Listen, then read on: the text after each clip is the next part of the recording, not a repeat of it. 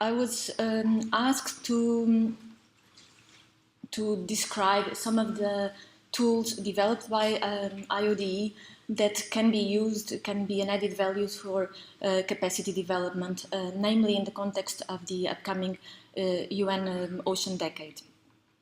So, to start with, we all, for capacity development, we're talking about people, and to organize capacity development events, meetings and training courses, namely, we start with people. We have to find the right people, the right experts,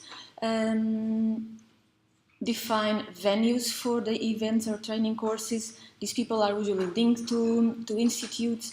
And for this, IODE developed already a couple of decades ago a directory called Ocean Expert. I will explain a little bit better what Ocean Expert is. It's a directory of people which are linked to institutions. These people are most of us are affiliated to institutions.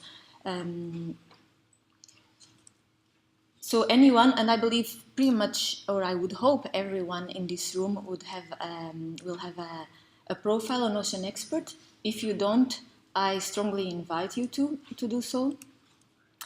This is a screenshot of one example. I just searched for Mr. Smith, and Dr. Tyler Smith came up, and is as an example for illustrating here, where you can input your details from academic degree to job skills, where you work, area in the globe, oceans, etc.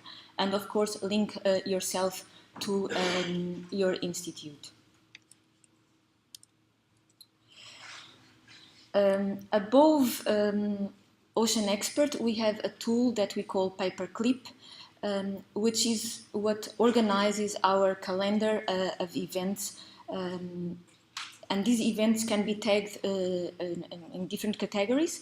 They can be a meeting, a conference like this one, can be a training course, an internship, and so on.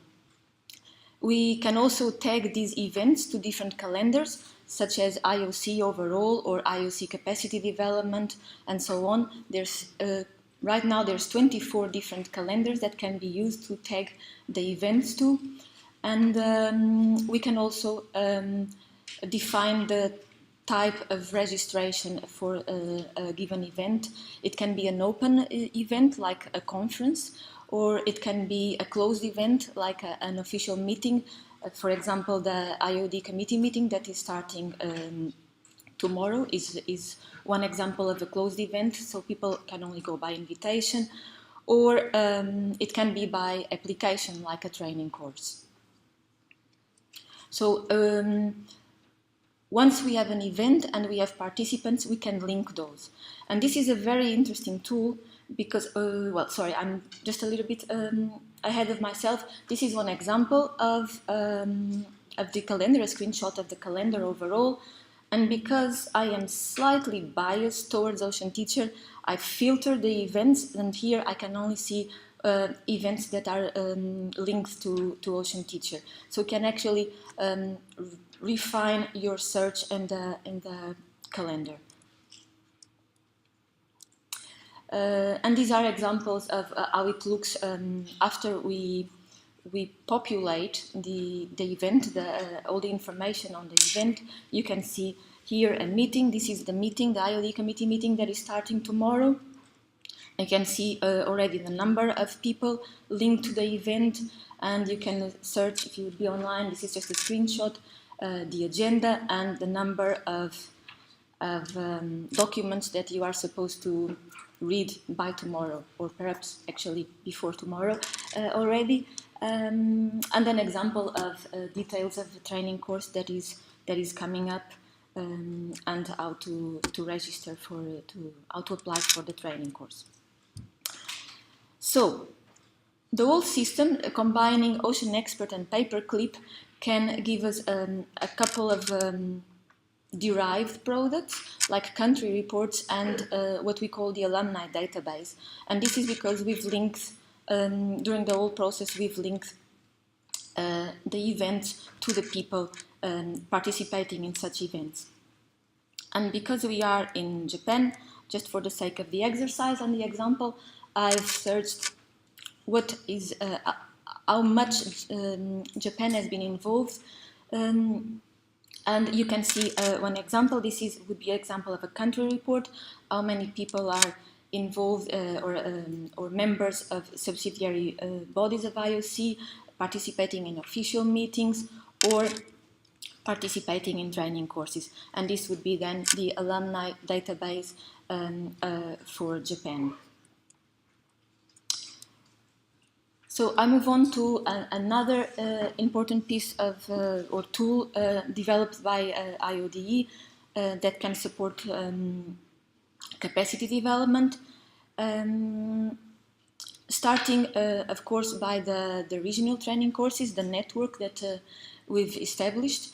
As mentioned yesterday by Adi during his presentation, we currently have 9 regional training centers across the globe, and one or some of the important added values of having a network of regional training courses is that, one, we already have trusted partners where we can go to organize training courses. We know that the infrastructure is there, is ready to and suitable to organize international training courses suited for the region. They will be in charge of organizing all the admin and logistics, the local logistics, and also they have the necessary internet bandwidth that is needed to host the training courses. Also, they can deliver and they can translate training courses into the region spoken in the region, to the language spoken in the region. Further into tools developed by Ocean Teacher, as already mentioned yesterday as well, we have the Ocean Teacher e-learning platform.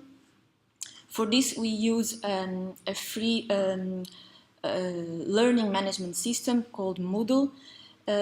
It's been developed since the early 2000s and currently is being used in many countries. Over 50,000 websites are using Moodle for training purposes, ranging from primary school level to highly ranked universities and private companies to deliver training as on the job as continuous professional development.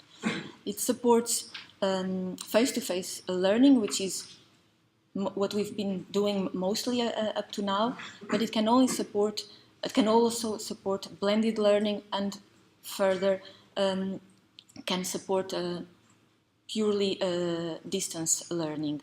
By the way, Moodle stands for Modular Object-Oriented Dynamic Learning Environment. It's a mouthful. And I know that many in the room are somewhat skeptical or have mixed feelings about going into e-learning, that it will not, that we don't know exactly how to do this and it's not suited for what we need. Well, I know that some people will say distance learning has not been around long enough.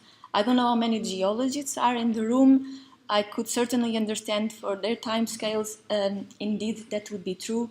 I'm not so sure there is not enough accumulated experience using e-learning tools for us to embrace these tools.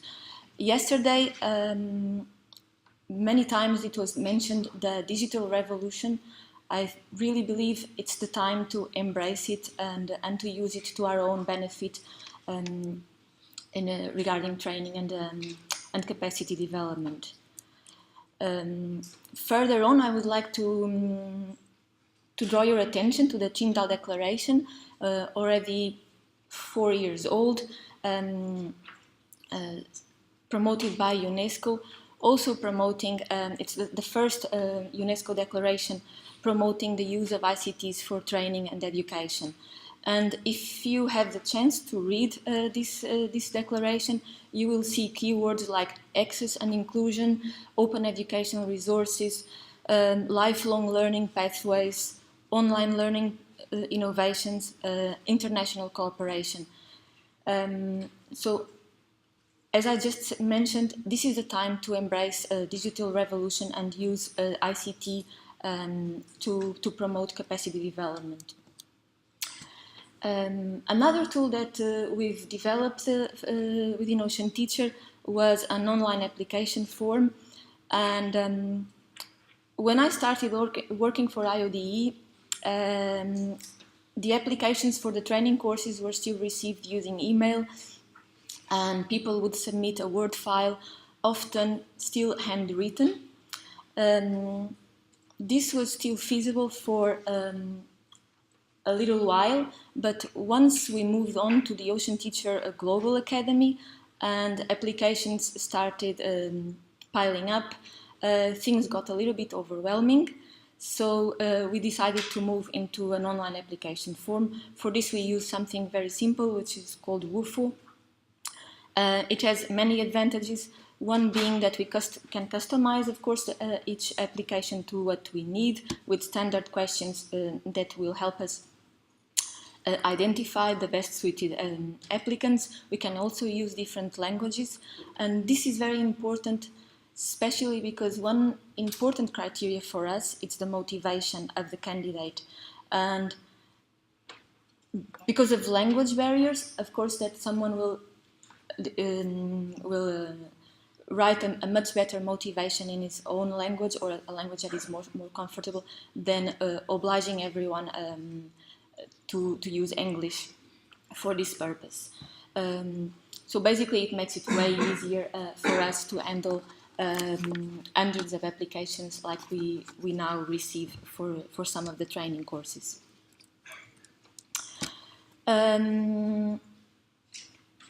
Last year, with the Ocean Teacher Global Academy and organizing training courses in many different places, we felt the need of writing down an Ocean Teacher manual on how to organize a training course, and this includes from the very first stages of organizing a training course, before the training course takes place, during the course, and also after the course takes place.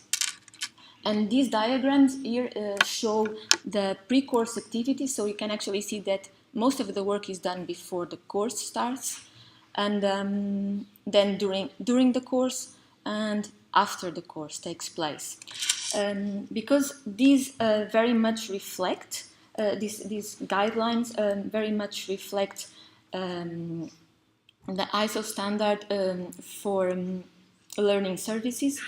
Last year, after a process of 6 to 8 months, we finally got certified with the ISO standard for learning services provider, which was carefully guided by Greg Reed in the whole process. This ISO standard is very much focused on the learner and on the learning services, but also on the management that goes along with organizing a training course, delivering a training course. And here you can see some of the details that we have to take into account while organizing the training course. First, determining the learning needs, and then also designing the learning services themselves. So you can see that it's actually a very interactive process. How does this all link to the Ocean Decade? Well, IOC is tasked until the end of next year to have an implementation plan for the Ocean Decade.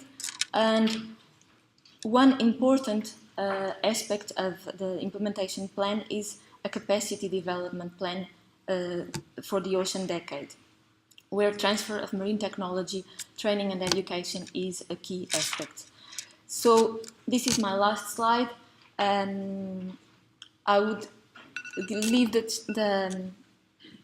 like to leave the challenge of why not having an ocean academy for the Sustainable Development Goals focused on the ocean, and also for everyone, not only IOC, for everyone in the room. The tools are here. We have the tools. They are available.